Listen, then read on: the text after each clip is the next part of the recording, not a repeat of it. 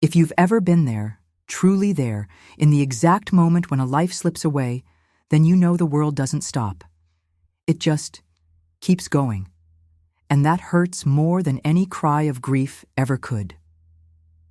That Tuesday afternoon at exactly 3:42 p.m., the sound that filled room 306 of St. Agnes Medical Center wasn't the dramatic flatline you hear in movies. It was softer, a steady, delicate hum, almost merciful, a sound that seemed to stretch into eternity as if time itself was gently pulling the last thread of Eleanor's life away. And I just stood there. My hands holding hers, once warm just moments before, were beginning to cool with a slow, cruel inevitability. I was the only one there. No family gathering, no anxious husband, not even a sister-in-law pretending to care. Just me. Olivia. Reynolds, the invisible daughter-in-law, ignored in life, and now even in death. A nurse stepped in quietly, hugging a clipboard to her chest, her eyes carrying that practiced sympathy, still human but rehearsed. Behind her, the hallway felt like another universe, filled with laughter, embraces, people going home with flowers and balloons. But in my world, there was only silence. A silence that screamed inside me. "Mrs. Reynolds, are you okay?" I nodded slightly. My voice couldn't push past the knot in my throat. Something had wrapped itself around it, tight, unyielding. I glanced toward the hallway, hoping, foolishly, to see Charles, my husband. But I knew he wouldn't come. Not him, not his sister, not even a message. I had called, I had begged. I had waited. Eleanor died with grace. Her illness came quickly, quietly, like her. But to die with no one at your side but the daughter-in-law you always kept at a distance, that tore something deep inside me. Even knowing I did all I could, she asked me to give you this, the nurse said softly, pulling a wrinkled envelope from her apron pocket. My name, Olivia, was written in sharp, angular cursive. Taped to the top was a small iron keychain, and beneath it a single phrase scrawled in black ink. They never loved me. Now they'll learn what it feels like to be forgotten. My stomach turned. "Are you all right?" the nurse asked again, studying my face, which must have been pale as a sheet. I forced a fragile smile and folded the paper gently. "Just her final words." She nodded, as if she understood, and backed away slowly, leaving me alone with Eleanor's last belongings: a robe, a worn paperback novel, and a crooked pair of reading glasses. Sunlight poured through the window, without asking permission, far too bright for how I felt inside. I gathered my things and left. Outside, in the parking lot, couples helped aging parents into cars. A young woman held a bouquet of sunflowers, and a baby cried in the arms of a smiling grandmother. And me? I felt suspended in time, as if I had stepped from a funeral straight into a celebration. I sat in my car, and just sat, breathing. Eleanor's letter now burned like hot iron inside my bag. Have you ever felt betrayed by silence itself? As if the world rehearsed its indifference to you? That's when I started to realize that envelope might not be just a farewell. It could be a summons, a mission, maybe even an emotional inheritance. If this story touches your heart, consider subscribing to the channel. Stories like this aren't only about endings, they're about beginnings, about voices that refuse to die in silence. I got home before sunset, but it felt like my day had ended hours earlier. The light coming through the kitchen window brought no warmth, just a harsh glow across bills, grocery flyers, and silverware still drying in the rack. Everything seemed frozen. Not in reverence for Eleanor's death, but because the house knew. Her absence, subtle as it may have been, now lingered in every corner. But what weighed most was the envelope in my bag, searing, as if every inch of that paper carried secrets too old to be rising now. It wasn't until Charles called that I realized how numb I was. "Hey, babe," he said, like he was asking if I'd picked up milk. "Your mother passed away today," I replied, flat, emotionless. The coldness in my voice hit me harder than it hit him. The silence on the line stretched awkwardly. "When?"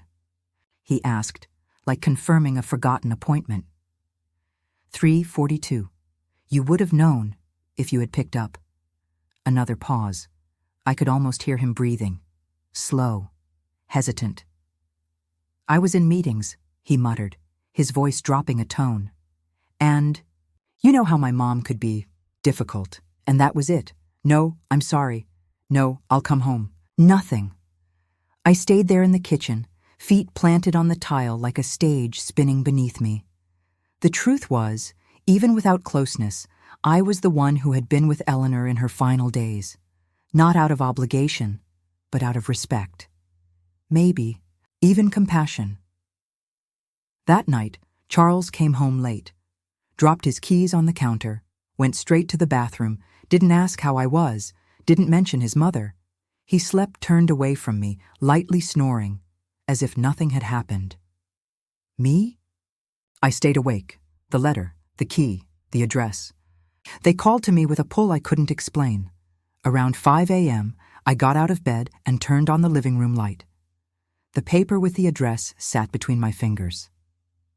7th Green Hollow Road. I grabbed my phone and typed it into the GPS. A back road, about 40 minutes outside the city. Somewhere rural. A place I'd never heard Eleanor mention. A cottage? I wondered. She had never said a word about owning property. By 7 a.m., I was showered, dressed, sipping cold coffee from a chipped mug. "I need to take care of something." "Something related to your mother," I told Charles. He nodded, didn't ask. As always. His indifference had become so automatic it no longer stung. I simply observed it now, like watching a stranger drift further from anything resembling depth. The road to Green Hollow was lined with towering trees, strewn with dry branches and old utility poles. The car radio wouldn't work, just the sound of the engine and leaves crackling under my tires. When I arrived, the first thing I saw was an iron gate, rusted, tangled with wild ivy. The house beyond looked forgotten by time, faded paint, foggy windows, porch boards creaking in the breeze. And yet, there was something welcoming in that neglect, something that whispered this house held stories that had never been told. I took a deep breath, reached for the key. It slid perfectly. Into the lock, click. The sound of time, unlocking itself.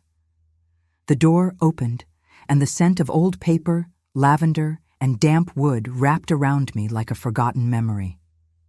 Light filtered through heavy curtains, revealing dust motes swirling like ghosts. On the kitchen table sat another envelope. My name again. But this time, the handwriting trembled as if written with a final breath. To be opened in the presence of my attorney. And in that moment, standing in the quiet between yesterday and never, I understood Eleanor hadn't left me behind. She had chosen me. The next day, I drove back into town carrying what felt like an invisible inheritance on my back. The envelope from the kitchen was still in my bag, untouched, but its weight seemed to double with every passing hour. The attorney listed in. The note was Maureen Keller, from a small law office in downtown Cold Creek, a town with more churches than traffic lights, where everyone seemed to know your business before you even told them. The call to Keller Legal Services was brief. Professional, Mrs. Reynolds, Ms. Keller has been expecting your call. Can you come in tomorrow at 9? Should I bring the envelope? I asked, my voice trembling between disbelief and nerves. Yes. And please bring Mr. Reynolds. And Miss Natalie Reynolds. I froze. Hearing my sister-in-law's name felt like a sour echo. The kind of woman who smiles with empty eyes and tells you, "You're like a sister to me," while silently judging your shoes. That evening, Charles was sprawled on the couch, watching some random game and chewing a cold slice of pizza with the enthusiasm of someone biting cardboard. Your mother left a will, I said, standing in the doorway to the living room. He didn't even turn his head. She had nothing but debt. The attorney wants all of us there, you, me, and Natalie, at 9. That got his attention. He looked over, mouth slightly open, as if just now realizing he might have lost something, or someone, more important than he thought. This is ridiculous. She lived off government checks. You know that. I'm not arguing with facts. Charles, just following instructions from a lawyer who handed me a letter hidden in a house no one knew existed. His face tightened, but he didn't argue further. Maybe deep down, he knew his mother was more than she let on. Or maybe he was starting to fear what she had left behind, and who she left it to. The next morning, Charles drove in. Silence. Natalie sat in the back seat, clearly annoyed about being up early. She was chewing gum and furiously tapping on her phone. She didn't look at me once. The office was small but tasteful. Dark wood, orchids in the window, the scent. A fresh coffee and letterhead. Everything arranged with surgical precision. When Maureen Keller entered, her eyes found mine first. It was like she already knew, as if Eleanor had told her our entire story, maybe even details I didn't know myself. "Thank you all for coming," she said, removing her glasses to study our faces more closely. "Let's get straight to it." 2 seats were already occupied. 2 elderly women I recognized from the few times Eleanor had gone to church around Christmas. They gave polite, confused smiles, clearly unsure why they'd been summoned. The reading began, measured, formal, every word heavy with both legal weight and emotional intent. To my son, Charles Reynolds, I leave my forgiveness, even though it was never asked for. He shifted in his seat, eyes staring at some invisible point behind the desk. To my daughter, Natalie, I leave my wedding ring. You always said it was beautiful. Perhaps now you'll remember that promises should be kept. Natalie choked on her own breath. The gum stopped moving in her mouth. To my church friends, Loretta and Denise, I leave a small amount, in thanks for your kindness during my final year. The 2 ladies sighed, touched, yet visibly awkward. And then, to Olivia Reynolds, I leave everything I own, my home on Green Hollow Road, all my savings, investments, personal belongings, and anything else that comprises my estate. The silence that followed was so thick it practically vibrated. Natalie scoffed. Charles muttered a muffled curse. "Is this some kind of joke?" he snapped, rising so fast his chair scraped loudly against the floor. Maureen didn't flinch. "It's all documented and valid. Your mother was of sound mind. She even recorded a video and had a psychiatric evaluation." Charles turned toward me, his eyes blazing. "You knew about this. You turned her against us." "I didn't. Even know she had a hidden house," I shot back, breathless. "I was there when she died." "Where were you?" Natalie was quiet. For once, she had no comeback. Maybe because deep down she knew too. We all knew. Eleanor hadn't been cruel. She had simply stopped pretending. The drive home felt endless, not because the roads had changed, but because the silence between me and Charles had thickened into something else. Not just discomfort, judgment, anger, bitterness, and maybe even fear. Fear of losing control over something he never truly cared to protect. He gripped the steering wheel like it might run away from him, stared ahead, jaw clenched so tightly I could almost hear his teeth grinding against the truth. "I'm staying at the cottage tonight," I said, cutting the tension like a thread about to snap. "I need to sort through your mother's things." "You mean the house she hid from me for years and left to you?" he replied, his voice soaked in venom. "I didn't hide anything, Charles." He didn't respond, just gave a dry, incredulous laugh, the kind that tastes like humiliation. He parked in the driveway and walked inside like we weren't even sharing a life anymore. I packed a few clothes, a toothbrush, a notebook, grabbed the envelope from the will and one of Eleanor's letters. She had chosen her words carefully. And even after the formal reading at the office, I knew there were messages meant only for me. It was strange to feel close to her now, after years of polite conversations and indifferent hugs. The drive back to Green Hollow felt different this time. The sky clearer, the light softer, almost as if Eleanor herself had prepared the path, as if whispering, "You've arrived at the place I always wanted to be." As I passed through the iron gate, I noticed things I hadn't before. The bell on the porch gently swaying in the breeze, the cracked ceramic pots still holding bits of earth and dried seeds, the fence at the back marked with old initials, maybe hers and Ben's, her late husband. Inside, the scent met me again. Lavender, dust, old paper. A home that hadn't been lived in recently, yet refused to die. It felt like a sanctuary, one waiting for someone brave enough to bring it back to life. I walked into the living room and switched on the lamp. The warm light revealed photo. Frames layered in dust, bookshelves still full, and a lone teacup resting on a side table, as if awaiting Eleanor's final read. I touched it, and a tear slipped quietly down my cheek. In the kitchen, I looked for a clean mug and found the labels on the jars: chamomile for hard nights, fennel for busy days. There was intention in everything, and tenderness. Something I never received from her in life. But now, it seemed to wrap around me gently, like an unspoken apology. On the mantel, I found a dark wooden box with the inscription, "For when the heart is ready." I didn't open it, not. Yet, this house, with its whispers held in the walls, demanded reverence. Later, sipping that chamomile tea, I sat on the porch in the old rocking chair and watched the sky shift. The sun dipped low, casting everything in copper and gold. A small sparrow landed on the fence and looked at me, not as a visitor, but as someone returning to claim what was once theirs. Not just the belongings, but the silence, the wounds, and maybe a legacy of healing. My phone buzzed softly on the table beside me. A message from Charles. "Can we talk when you get back?" I typed just one reply. "Coming back isn't in my plans right now." The peace that washed over me after sending it was something I hadn't felt in years. There, on the porch of that forgotten house, I understood. Eleanor hadn't left me a fortune. She had left me a beginning.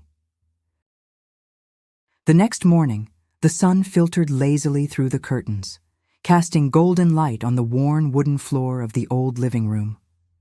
I woke to the scent of a sealed-up house and the soft rustle of dry leaves outside in the wind. For the first time in weeks, I had slept deeply. It felt as if Eleanor, in some unseen way, had watched over me during the night. While brewing coffee, I noticed a leather-bound notebook tucked among the books on the shelf. The moment I opened it, I recognized Eleanor's handwriting, steady, measured, with slight imperfections that betrayed her age and her pain.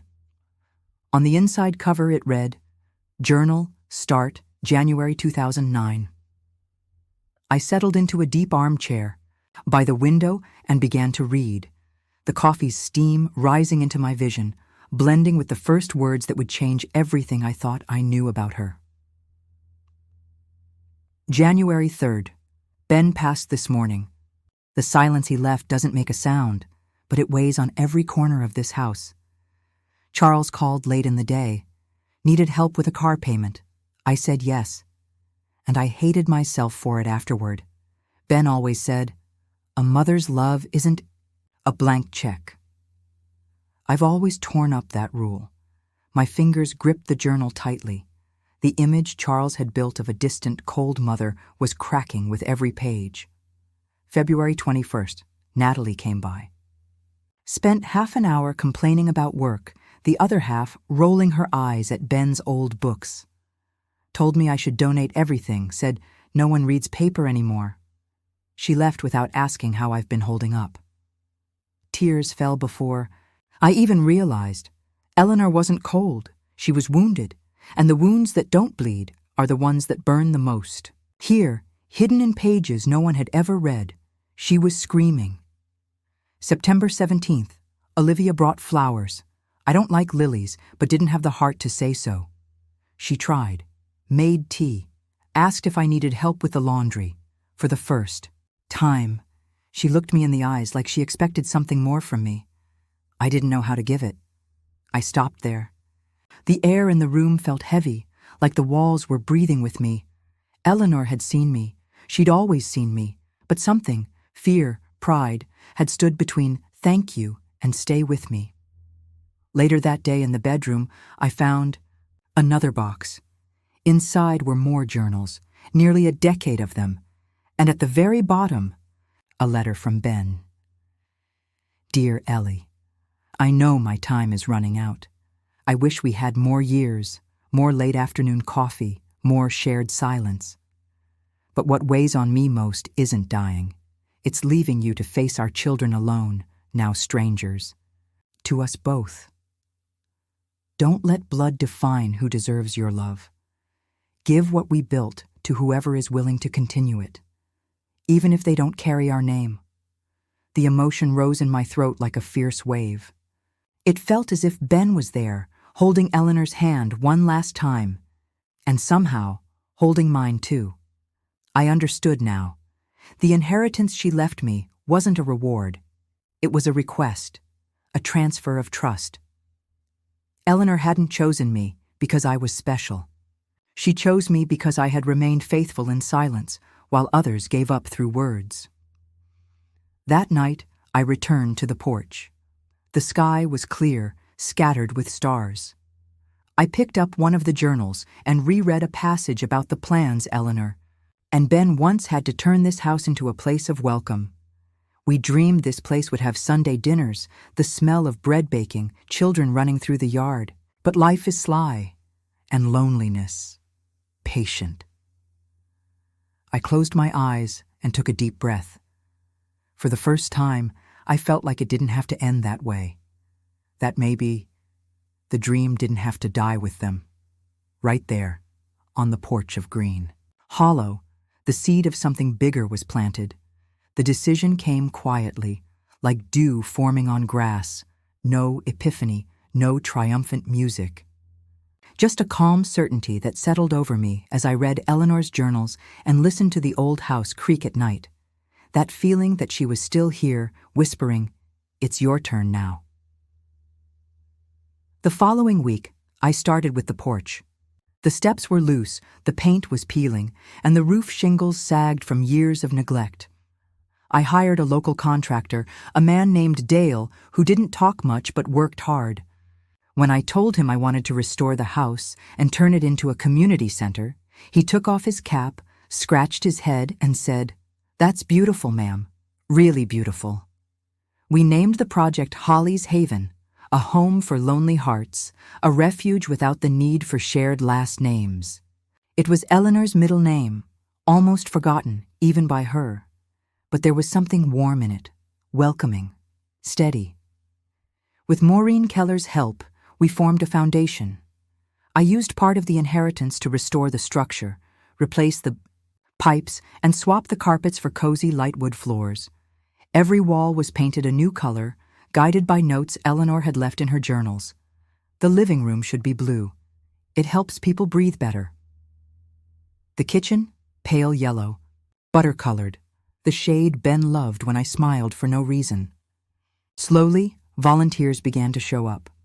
Mrs. Denise from church brought a box of old recipes. Loretta brought books and insisted on cataloging the new library we set up in one of the rooms. High school students helped repaint the fence and plant a small herb garden in the backyard. At the first community gathering, 15 people came. Curious neighbors, lonely seniors, widowed mothers, 2 war veterans. They sat around a long table where I served homemade lasagna, using Eleanor's handwritten recipe from 1994, clipped to a faded Christmas photo.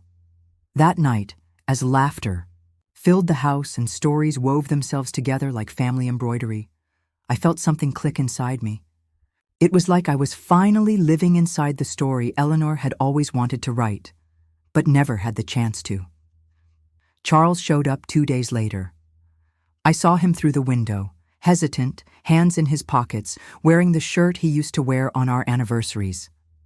It wasn't nostalgia, it was calculation.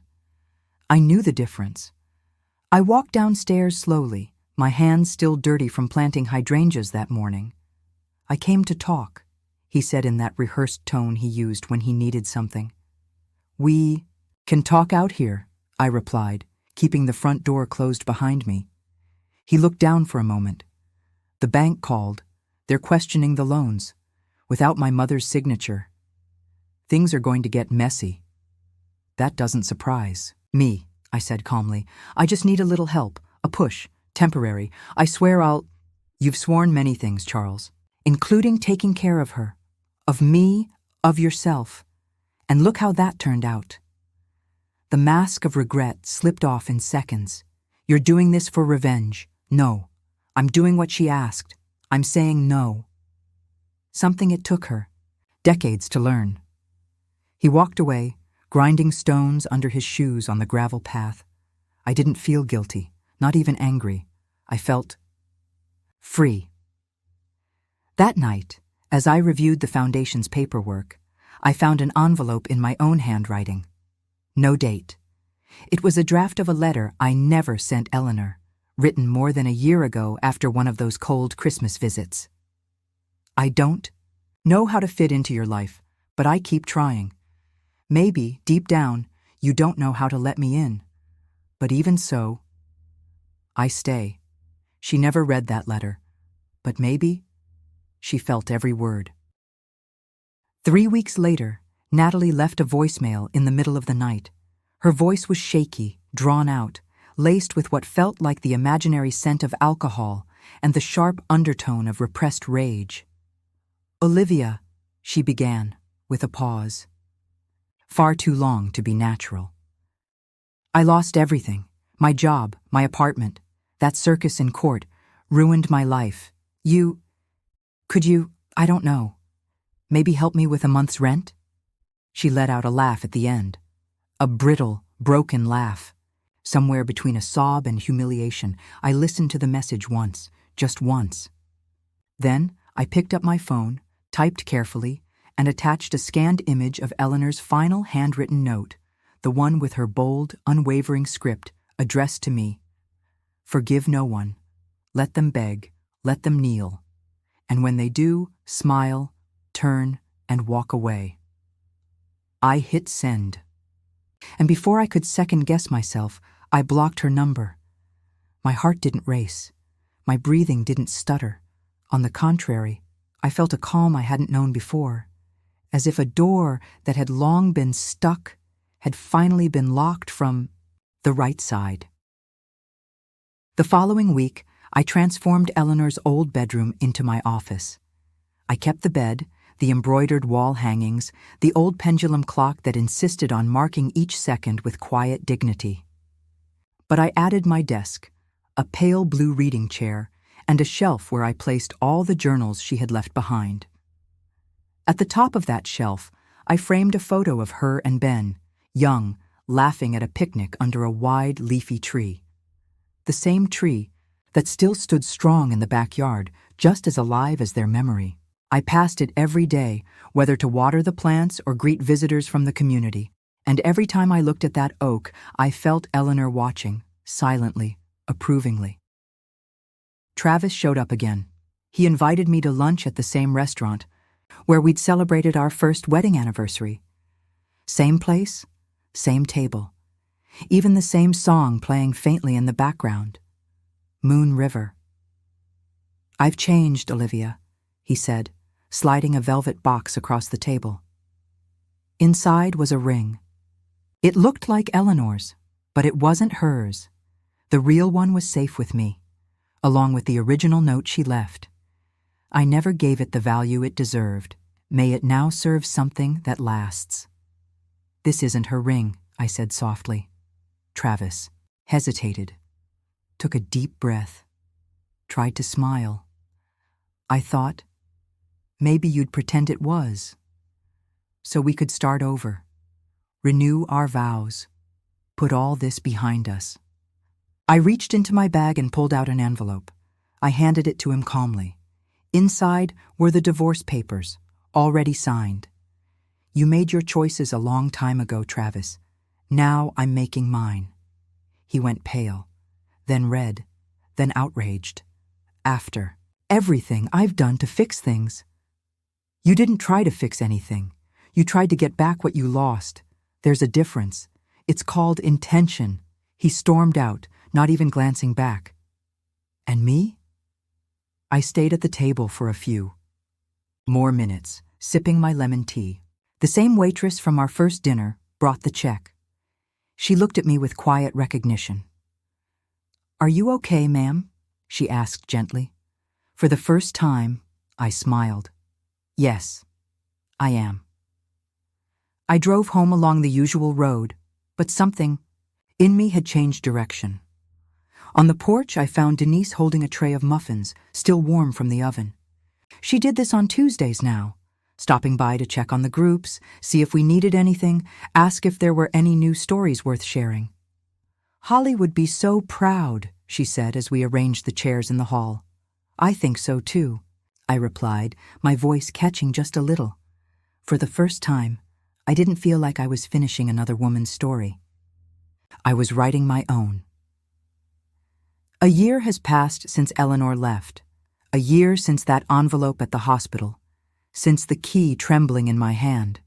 Since the silent hum of the monitor marking the end of one life and the beginning of another. Green. Hollow is no longer just a house. Today it breathes, it pulses. It tells stories, in the recipes taped to the fridge, the paintings made with the seniors on Monday art days, the walls touched with colors chosen from faded memories. It's a place where people are seen, where names are spoken carefully, without rush. Where every visit says, "I care," not with words, but with presence. We gave the place an official name, Holly's Haven, because that sweet, nearly forgotten name deserved to live on, in records and in hearts. Every corner carries a part of her favorite flower, the scent of chamomile tea, the paint colors she noted in her journals. Even the stone path through the garden was built from one of Ben's dreams she recorded. Ben always dreamed of a white stone path leading to a fire pit, a place for honest conversations under the stars, and we made it happen. On the day we officially opened the new pavilion for widows' support, it rained, but no one left. Everyone stayed beneath the awnings, sharing cake, laughter, and tears. Denise told stories of the days when Eleanor used to teach cooking at the church. Loretta, eyes glassy with emotion, placed a small framed photo of Eleanor in the entrance hall, right beside a plaque that read, "In this place, no one dies forgotten. Charles lives in Arizona now. Remarried, I've heard. His new wife is half my age, and according to mutual acquaintances, already shows signs of weariness. Natalie? She works the night shift at a roadside diner. She never reached out again." I never needed to block anyone again. Forgiveness doesn't mean going back. It means moving forward without letting pain dictate the terms. Eleanor never taught me that with words, but with her silence, with every written page, with every decision made when no one was watching. My book was published in the spring. The letter that set me free. I wrote it with trembling hands, but a steady heart. It spoke of the loneliness of aging, of the pain of being forgotten by those you gave everything to, but also of the power to begin again, at 50, 60, even 80. The book reached other women. Now I receive letters almost daily, widows, divorcees, daughters cast aside. Women who never heard the words "you matter," but now believe it for the first time. On the second anniversary of Eleanor's passing, I hosted a dinner beneath the old oak tree. Long tables, hanging lights like tiny stars. I cooked her favorite Dish: roast beef with potatoes and herbs, using the recipe handwritten in her 2010 journal. When the guests had gone, I walked out to the tree alone and laid down a bouquet of wildflowers, the same kind that once grew in her garden. I touched the rough bark and whispered, "You weren't forgotten, and now, neither am I." At that moment, the wind rose, scattering petals all around me as if the night itself had answered with poetry. Maybe that's the true legacy, not what you leave in bank accounts, but what you plant in the hearts of the right people.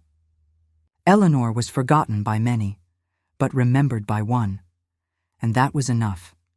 If you've made it this far, take a deep breath. Look at your own story.